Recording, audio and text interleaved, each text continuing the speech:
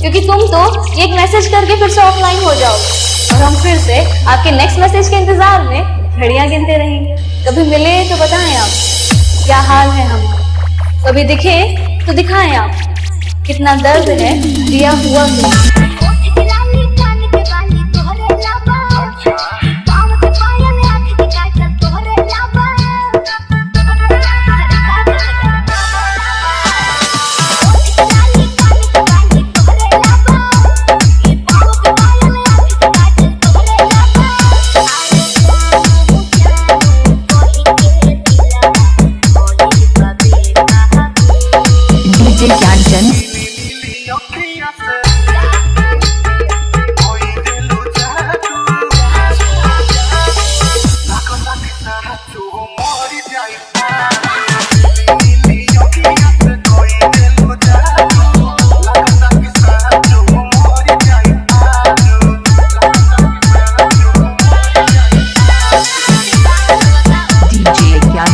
Mobile देवतीगंज बाजार फैजाबाद।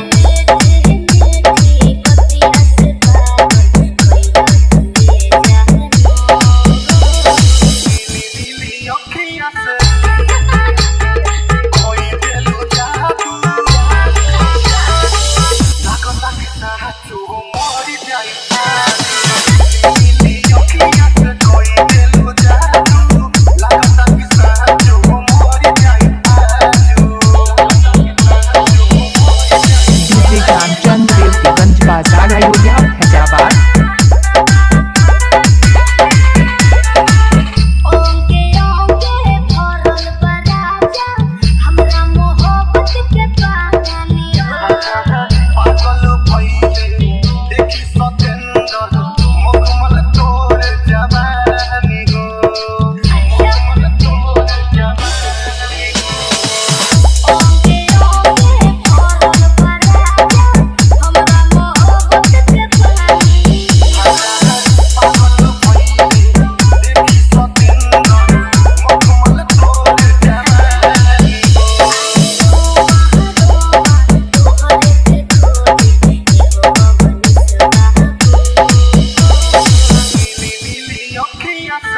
ज्ञानचंद देवतीगंज बाजार अयोध्या फैजाबाद।